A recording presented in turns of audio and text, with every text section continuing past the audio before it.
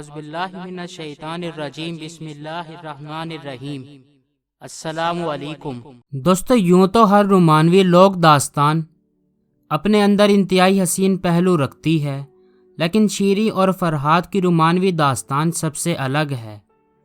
اس رومانوی داستان میں فرحاد کی طرف سے اپنی محبوبہ کے لیے دودھ کی نہر کھودنے جیسا ناممکن کام، اور پھر سب سے بڑھ کر یہ کہ ان دونوں پیار کرنے والوں کے مزار کا بہت سی جگہ پر ہونا بھی اس داستان کو سب سے ممتاز بناتا ہے۔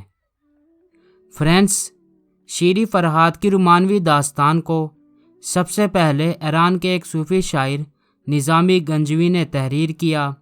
نظامی وہی شاعر ہیں جنہوں نے سب سے پہلے لیلا مجنوں کو بھی داستان کی شکل میں ڈھالا۔ نظامی گنجوی کے بعد شیری فرحاد کی داستان کو الگ الگ شعراء حضرات نے اپنی زبان اور مقام کے مطابق لکھا، اور شاید یہی وجہ ہے کہ شیری فرحاد کے مزارات پاکستان بلکہ ایران میں بھی 3 مقامات پر موجود ہیں، اور حیرانی کی بات یہ ہے کہ ان 3 مقامات پر دودھ کی اس نہر کی نشانیاں موجود ہیں جس کو فرحاد نے پہاڑ کاٹ کر شیری کو حاصل کرنے کے لیے کھودا تھا۔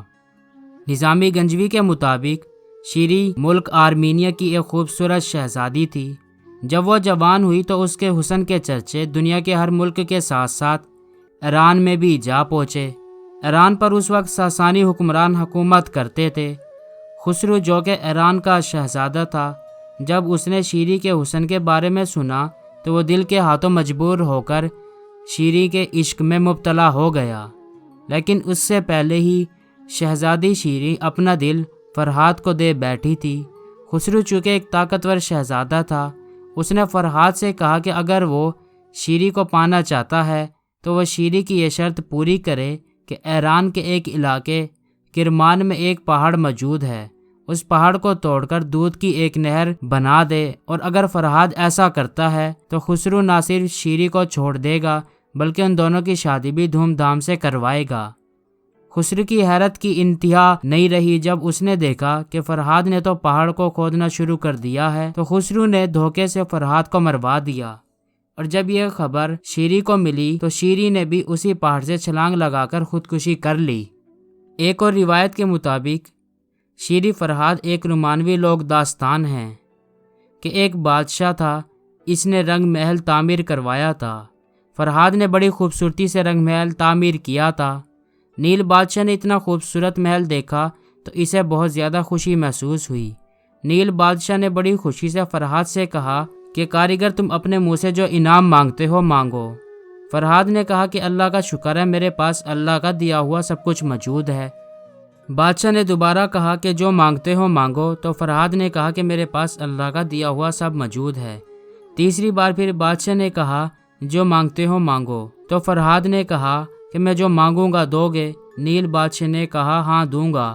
فرحاد نے کہا کہ مجھے آپ کی بیٹی شیری کا رشتہ دو گے؟ تو نیل بادشاہ گہری سوچ میں پڑ گیا۔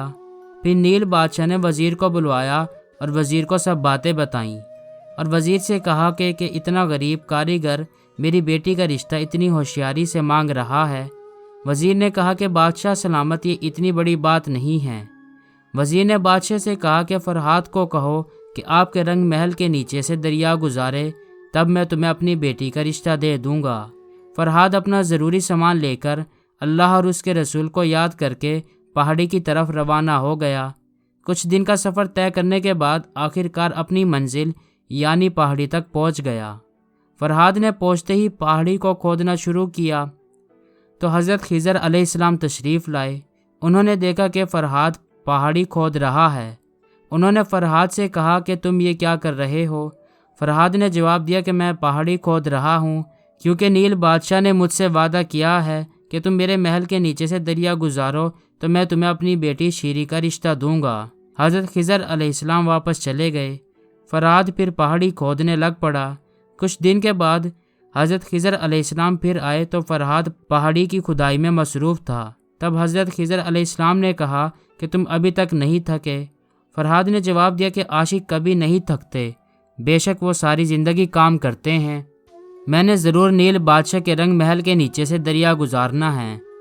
حضرت خضر علیہ السلام نے فرمایا میں تمہیں اپنا عصا دیتا ہوں، اس کی مدد سے تم پہاڑ کو کھودنا شروع کرو، اور اس کے پہلی مرتبہ عصا لگانے سے دریا جاری ہو گیا۔ حضرت خضر علیہ السلام نے فرمایا کہ تم عصا کو لے کر چل پڑو اور پیچھے مڑ کر نہ دیکھنا، جہاں تک تم نے یہ دریا پہنچانا ہے یہ تمہارے پیچھے جائے گا۔ نیل بادشاہ کو کسی نے بتایا کہ فرحات دریا لے کر آ رہا ہے۔ دوستو، ایک معتبر روایت کے مطابق شاہ نیلا پنجاب چکوال کے گھر پیدا ہونے والی بچی بڑی ہو کر شیریں بنی، اور فرحاد اس کا چچا زاد تھا۔ دونوں ایک دوسرے سے عشق کرتے تھے، لیکن شاہ نیلا نہیں چاہتا تھا کہ فرحاد کی شادی شیریں سے ہو اور وہ اس کا داماد بن کر تخت پر قبضہ کر لے۔ تو شاہ نیلا نے فرحاد کے لیے شرط رکھی کہ اگر فرحاد دریائے سواں سے ایک نہر نکال کر اس کے محل تک لے آئے تاکہ اس نہر سے اس علاقے کی زمینوں کو سیراب کیا جا سکے تو وہ دونوں کی شادی کروا دے گا۔ فرحاد نے شرط قبول کرتے ہوئے نہر کھودنے کا کام شروع کر دیا۔ جب نہر شاہ نیلا کے محل تک بن گئی تو شاہ نیلا نے ایک سازش تیار کی اور ایک کنیز کو کھانا دے کر کہا کہ فرحاد کے پاس جاؤ اور اس کو کہو کہ شیریں اچانک مر گئی اور اس کی تدفین پر پکایا گیا کھانا ہے۔ شیریں کی وصیت کے مطابق یہ کھانا تمہارے لیے ہے۔ شاہ نیلا نے کھانے میں زہر ملا دیا تھا۔ شیریں کے مرنے کی خبر سننے کی دیر تھی کہ کھانا تو دور کی بات، فرحاد پاگل ہو گیا اور اسی وقت جن اوزار سے نہر بنائی تھی اپنی جان لے لی۔ اور جب یہ سب باتیں شیریں کو پتہ چلی تو شیریں نے بھی اپنے محل سے چھلانگ لگا کر خودکشی کر لی۔ مرنے کے بعد دونوں کو ایک ہی قبر میں دفنا دیا گیا، جو کہ آج بھی ضلع چکوال کے گاؤں نیلا میں موجود ہے، اور اس پر شیریں فرحاد کے نام کا کتبہ بھی لگا ہوا ہے۔ دوستو، ایک اور روایت کے مطابق بلوچستان کے ماہرین کے مطابق شیریں فرحاد کا مزار بلوچستان کے علاقے بیلا سے تقریباً 30 کلومیٹر کے فاصلے پر واقع ہے۔ بیلا سے سڑک الٹے ہاتھ کی طرف مڑ جاتی ہے جو بلوچستان کے علاقے اوران تک جاتی ہے۔ راستے میں 3 چیک پوسٹیں بھی آتی ہیں جہاں آپ کو اپنی شناخت کا اندراج کروانا پڑتا ہے اور اپنی منزل کے بارے میں بھی بتانا پڑتا ہے، کیونکہ اوران کے لیے ہر کسی کو جانے نہیں دیا جاتا۔ لیکن شیریں فرحاد کا مزار چونکہ شروع میں ہی ہے اس لیے یہاں تک جانے کی اجازت مل جاتی ہے۔ یہ 30 کلومیٹر کا راستہ دیکھنے کے قابل ہے۔ اس پورے راستے پر انتہائی خوبصورت پہاڑوں کا سلسلہ موجود ہے۔ بلوچستان میں شیر دودھ کو کہا جاتا ہے، لیکن وہاں کی مقامی زبان میں ٹھنڈے پانی کو بھی شیر کہتے ہیں۔ اس بستی میں ایک پہاڑ تھا جس کے اوپر ایک چشمہ تھا۔ اس چشمے کا پانی پہاڑ کی دوسری طرف گرتا تھا اور بستی میں نہیں پہنچتا تھا۔ اس پانی کو بستی تک پہنچانے کے لیے ضروری تھا کہ پہاڑ کو چوٹی سے ایسے کاٹا جائے کہ پانی بستی کی طرف بہنا شروع ہو جائے۔ شیریں لسبیلا ریاست کے والی کی بیٹی تھی اور فرحاد ایک سنگ تراش تھا۔ فرحاد شیریں کے عشق میں اتنا گرفتار تھا کہ وہ کسی بھی قیمت پر شیریں کو حاصل کرنے کے لیے اپنی انا پر قائم تھا۔ فرحاد نے جب شیریں کے باپ سے اس کا ہاتھ مانگا تو شیریں کا باپ جو بستی کا سردار بھی تھا، اس نے انکار کرنے کے بجائے چالاکی سے یہ شرط رکھ دی کہ اگر فرحاد پہاڑ کی چوٹی کاٹ دے تو اپنی بیٹی کی شادی فرحاد سے کرا دے گا۔ چنانچہ فرحاد نے کڑی محنت سے پہاڑ کو کاٹنا شروع کر دیا۔ جب شرط کے مطابق فرحاد نے نہر کو تکمیل کے مراحل تک پہنچا دیا تو بادشاہ پریشان ہو گیا، تو اس نے اپنی کنیز کو فرحاد کے پاس بھیجا، جس نے جا کر فرحاد سے کہا کہ تم جس کے لیے یہ محنت کر رہے ہو وہ تو اب اس دنیا میں نہیں رہی۔ فرحاد نے جب یہ سنا تو جس دہشت سے پہاڑ کاٹ رہا تھا اسی سے اپنے سر میں اس کو دے مارا اور وہیں مر گیا۔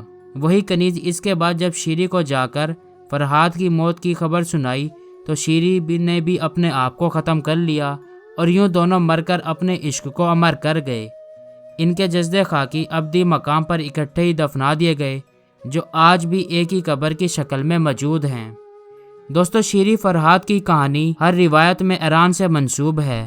ماہرین آثار قدیمہ کے مطابق آج تھانہ نیلا جس ٹیلے پر واقع ہے اسی جگہ پر کسی وقت شاہ نیلا کا محل بھی ہوا کرتا تھا، جبکہ اس نہر کا پانی آج بھی نیلا کے مقام پر پہنچ کر ایک گول دائرہ سا بناتا ہے اور شیریں فرحاد کی یاد تازہ کرتا ہے۔